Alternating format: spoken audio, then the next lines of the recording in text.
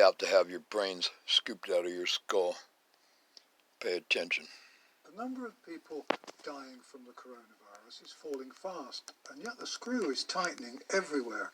In many countries, death totals from everything are lower than they usually are at this time of the year. You'd have to have your skull scooped out, filled with concrete, not to realise that there's something really sinister and very evil going on. The fear being promoted with such enthusiasm is clearly nothing to do with a fairly ordinary virus, and everything to do with the ambitions of those who want a world government and total control over every aspect of our lives. Everywhere I look, I see evidence that attempts are still being made to push the fear and to terrify people. The testing program shows that more and more people have or have had the virus. Indeed, almost everyone who's tested seems to have a positive result. Actually, that isn't so surprising because it seems that Considering the president of Tanzania tested a fucking papaya and it came back positive too. I guess we should put the papaya in fucking quarantine, right?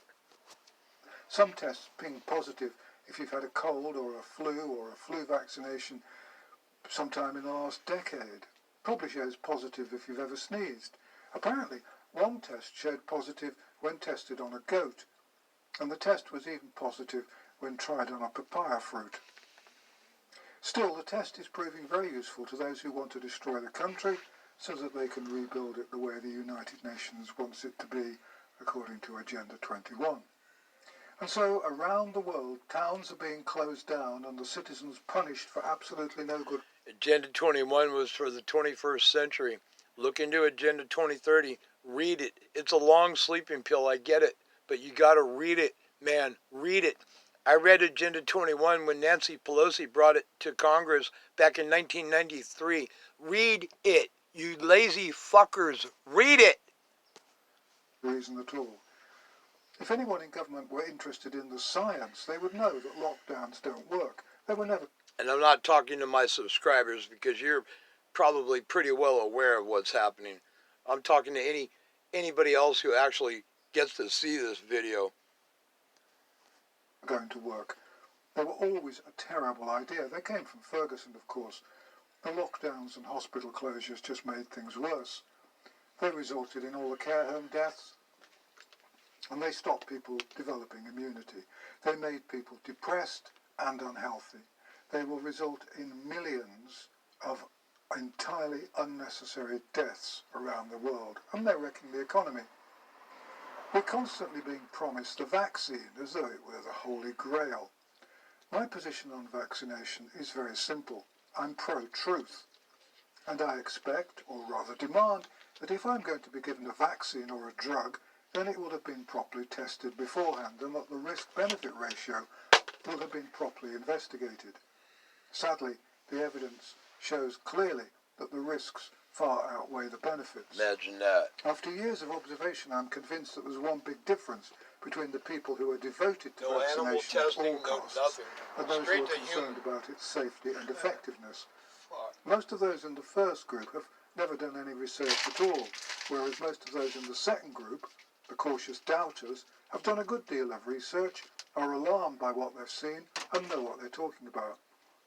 Sad to say, many doctors know very little about vaccines and vaccination, except that it's a very profitable activity.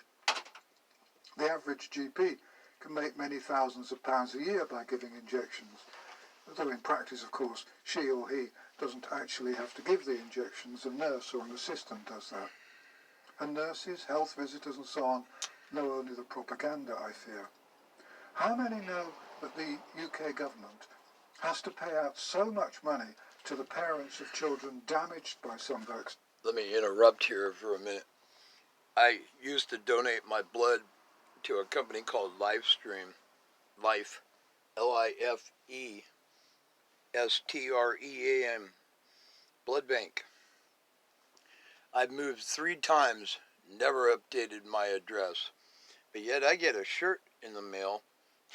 A shirt in the mail. I am the universal type O donor. Give hope, give life, give blood. And then right in the middle it says, hero. How the hell did they find me? I never updated my address. I haven't given them blood in 2 fucking years. But they actually have a fixed fee of £120,000 But they're not tracking nobody, right? per severely damaged child. In the United States, the government has paid out over $4 billion for vaccines. I'm O negative. I do not possess the rhesus monkey gene in my blood. Regardless of what you think of Rh negative, I still have questions about that myself. And I will be looking more into that as well. Injuries. That money's been paid on behalf of 18,000 individuals, and that's a lot of money for governments to pay out for treatments that are supposed to be perfectly safe. I bet you won't read that in the Daily Mail or the Guardian, or see it on the BBC. Or CNN, they have destroyed our MSNBC, LSD. With all the lockdowns and the social distancing, and a whole generation of children has been indoctrinated into fear. I predict huge mental health problems for 2 whole generations at the very least. At least. And they have, as they planned to do, destroyed untold small businesses, leaving the way clear for the multinationals to control all our purchasing and push it up. Check out my last video about the small business. The United States Postal Service is tracking you as well. You'll see it on my last video, or at least the one before. Online. There are still some innocent souls who believe that the economy will bounce back in a few months. Financial commentators blithely tell us that everything will be fine long before Christmas. Those dunderheads probably still believe in the tooth fairy, because they clearly have no idea how much damage has already been done. They have no idea how much damage is continuing to be done by the social distancing. They have no idea how businesses are run, I suspect, and they appear to have no idea that everything's being manipulated. Or maybe they're part of the plan to deceive and to manipulate, to oppress and to misinform. But somehow I doubt that. I think many of those who seem to be in charge are acting blind, and they're panicking and have no idea what's going on. Some are continuing with stale and stupid arguments because they're frightened to admit that they got it all wrong, that the whole coronavirus story has been wildly exaggerated. I'm convinced that many of the politicians in government have absolutely no idea what's going on, and I'm equally convinced that there are some advisors who don't know what's going on. Or they're complicit. On the other hand, there are some advisors who know exactly what's going on. I also suspect that a former Prime Minister, whom I won't name other than to say that his first name is Tony, his second name begins with a B, and he's widely known as Britain's most famous war criminal, knows a good many of the people who know exactly what's happening and knows about the role of the United Nations in it all. To be honest, if there's anyone in the world who trusts Blair, I slipped it out, they should be locked up for their safety and for ours. Our strings are being pulled by the people behind the United Nations, the World Health Organization, the Global Economic Forum and so on, and it's become clear that their agendas are no longer quite so hidden. Their plan to take over the world, to control our bodies and our minds, is clear in every conceivable way. Little bottle I'm of water convinced there. that a small chunk of the rich and powerful people who planned this disaster are still organising things so as to make our current lives as difficult as possible. They want to break us. They're using old psychological tricks to wear us down. If you haven't watched it, then please either watch my... The chemtrailing in Southern California today is off the chart. Quite literally. Yesterday it was over 100 degrees. Today it's about 85. I mean, I don't understand. Well, I do understand, but never mind. Video on brainwashing, or read the transcript on my website. The same people who were pulling the strings of the global warming nutters and hiding in the background are now controlling the demonstrations and the riots, the interracial conflict, and the attempts to eradicate our national history. Don't forget to look up Harvard University. Bill Gates funds Harvard University to dim the sun. I mean, I keep telling people and I show them the articles and they still don't believe me. Straight from Harvard University website itself. They're doing everything to destroy the world we know so that they can recreate things to their advantage. You'd have to be extremely naive not to realize that our world... Seems like Bill Gates got his hands in every fucking thing, don't he? ...is being manipulated by some very evil people indeed. I'm fully aware that saying all this will ensure that the trolls will have a field day. Well, if they had the brains and the courage, I'd happily debate with them. Unfortunately, they don't have brains or courage, and I'm banned from all mainstream media anyway, because of my views on vaccinations and drug companies. While mentioning debate, let me just repeat my challenge to Dr. Whitty, the British government's chief medical officer. I will happily debate vaccination with Dr. Whitty live on national television or radio. This would give the establishment a chance to destroy publicly the fears that I have and that many share about the safety and effectiveness of vaccination. But Dr. Whitty won't debate, of course, and you can read into that whatever you like. There are, of course, many people who say there never was a virus and that all we're seeing is the usual standard flu. Certainly the infection rate and the death rates are similar to those of a fairly ordinary flu.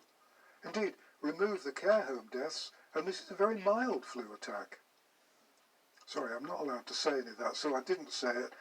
I don't know how to cut it out, so you'll have to pretend you didn't hear it. The fact is that I don't think any of that matters very much in practical terms. The only thing that matters at the moment is that a mild problem has been willfully exaggerated, fear has been created, and our lives have been totally disrupted. When we finally extricate ourselves from this mess, which we will, there will have to be a good many questions about who did what and why. I'd like to see Ferguson in court. His model was clearly as much a load of rubbish as others he's produced over the years. And I'd like to see in court the people who accepted Ferguson's predictions, apparently without submitting them to any sort of peer review. And I'd like to know how many people who've been giving advice have past or present links with the vaccine industry and its advocates. But our immediate need is to understand the tactics and strategies of the people behind the United Nations, the World Health Organization, and the other bad organizations. We need to know who they are, what they're trying to do, and precisely what they want. Let's not forget, we're fighting a war, and in a war, information is the most vital commodity. This is, I think, a time to reread, among others, Machiavelli's The Prince, Sun Tzu's The... It's a spiritual war.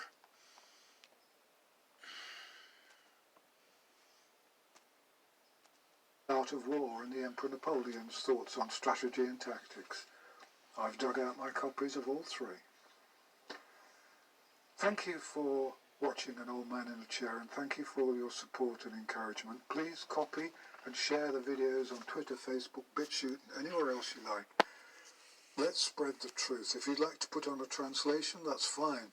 If my videos disappear, then please go to my website, www.vernoncoleman.com, to read the transcripts of the videos. The banned videos are in transcript form on the website too. This channel hasn't been monetized, I haven't authorized any advertising, and there is no sponsorship. If you'd like to see more videos from me, please subscribe to the channel because the videos tend to disappear. If you visit mainstream media, please put on messages asking people to take a look at these videos on the YouTube channel. And remember, although it may feel strange and frightening at times, you're not alone. People are waking up, and we will win this war.